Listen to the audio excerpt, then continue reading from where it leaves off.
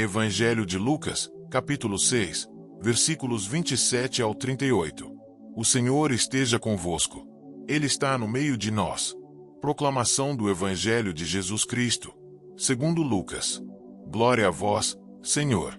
Naquele tempo, falou Jesus aos seus discípulos: A vós que me escutais, eu digo: amai os vossos inimigos e fazei o bem aos que vos odeiam, bendizei os que vos amaldiçoam, e rezai por aqueles que vos caluniam. Se alguém te der uma bofetada numa face, oferece também a outra. Se alguém te tomar o manto, deixa-o levar também a túnica. Dá a quem te pedir. Se alguém tirar o que é teu, não peças que o devolva. O que vós desejais que os outros vos façam, fazei-o também vós a eles. Se amais somente aqueles que vos amam, que recompensa tereis? Até os pecadores amam aqueles que os amam. E se fazeis o bem somente aos que vos fazem o bem, que recompensa tereis? Até os pecadores fazem assim. E se emprestais somente àqueles de quem esperais receber, que recompensa tereis? Até os pecadores emprestam aos pecadores, para receber de volta a mesma quantia.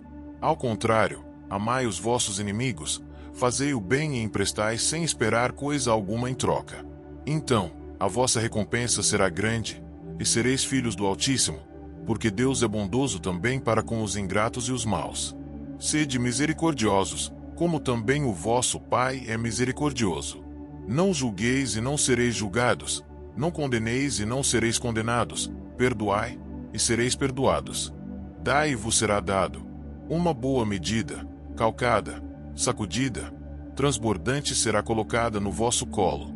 Porque com a mesma medida com que medirdes os outros, vós também sereis medidos. Palavra da salvação. Glória a vós, Senhor. Reflexão. O Evangelho que hoje meditamos é um dos mais desafiadores de toda a vida cristã. Jesus não se limita a propor gestos de bondade ou conselhos morais, mas nos convida a entrar numa lógica nova, radical e muitas vezes desconfortável. A lógica do amor que não conhece fronteiras, do perdão que não impõe condições e da misericórdia que ultrapassa a justiça humana. À primeira vista, as palavras de Cristo parecem quase impossíveis de serem praticadas. Amai os vossos inimigos, fazei o bem aos que vos odeiam, bendizei os que vos amaldiçoam, rezai por aqueles que vos caluniam. O coração humano, ferido pelo pecado, marcado pelo orgulho, tende naturalmente ao contrário: revidar a ofensa, devolver o mal com outro mal, guardar rancor e exigir reparação imediata.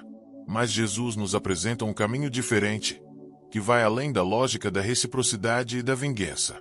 Ele nos convida a viver segundo o coração de Deus, que ama gratuitamente, sem esperar retorno. O Pai Celeste faz nascer o sol e cair a chuva sobre bons e maus, sobre justos e injustos. Se quisermos ser filhos do Altíssimo, é nessa direção que devemos caminhar. Amar não apenas quem nos ama, mas também aquele que nos fere e rejeita. Isso não significa ser passivo diante da injustiça, mas romper o ciclo de ódio que aprisiona a humanidade. Quando alguém nos ofende, a reação instintiva é devolver na mesma moeda. Mas se respondemos ao mal com o bem, o mal perde sua força, é desarmado. O gesto de oferecer a outra face não é sinal de fraqueza, mas de força interior. É a coragem de mostrar que a violência não terá a última palavra. Jesus também nos chama à generosidade radical. Ele nos diz: dai a quem vos pedir, não espereis nada em troca. Esse ensinamento contrasta profundamente com a mentalidade consumista e utilitarista de nosso tempo, em que muitas relações são regidas por interesses, cálculos e expectativas de retorno. O cristão, porém, é convidado a dar gratuitamente, pois tudo o que possui é dom recebido de Deus. Quanto mais se doa, mais se assemelha ao Pai, que é fonte inesgotável de amor. No coração desse Evangelho está a misericórdia. Sede misericordiosos, como também o vosso Pai é misericordioso. Esse é o critério que deve orientar nossas atitudes. Misericórdia significa ter um coração que se inclina, que se compadece, que olha para o outro não a partir de suas falhas, mas de sua dignidade. O discípulo de Cristo não julga nem condena, mas procura perdoar e levantar aquele que caiu. Jesus também nos lembra que receberemos na mesma medida em que medirmos os outros. Se nosso olhar é duro e implacável, assim também seremos julgados. Mas se nosso coração é generoso, experimentaremos a generosidade divina. É como uma medida calcada, sacudida e transbordante que Deus derrama em nosso colo. Quanto mais damos, mais recebemos. Quanto mais perdoamos, mais somos perdoados. Esse evangelho é profundamente atual. Vivemos numa sociedade marcada por divisões, polarizações, agressões verbais e violências de todos os tipos. O convite de Jesus é um antídoto contra essa cultura de ódio. Amar os inimigos pode parecer ingênuo, mas é justamente a única via capaz de construir paz verdadeira. Somente o perdão quebra as correntes do ressentimento. Somente a misericórdia abre espaço para a reconciliação.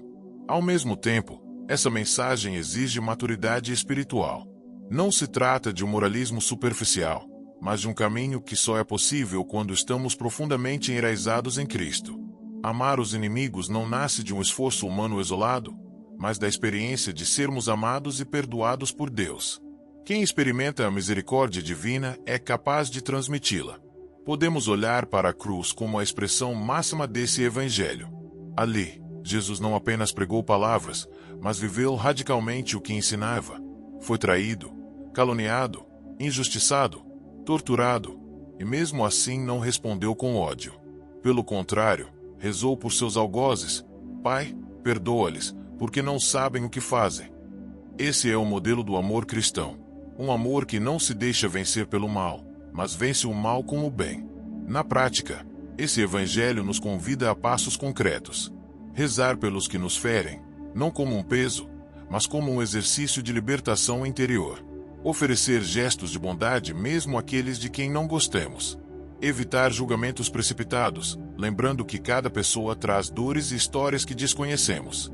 Exercitar a generosidade, ajudando sem esperar retorno, doando tempo, atenção e cuidado. Praticar o perdão, mesmo quando não há pedido de desculpas, para não ficarmos prisioneiros do ressentimento. A recompensa que Jesus promete não é algo meramente futuro ou distante.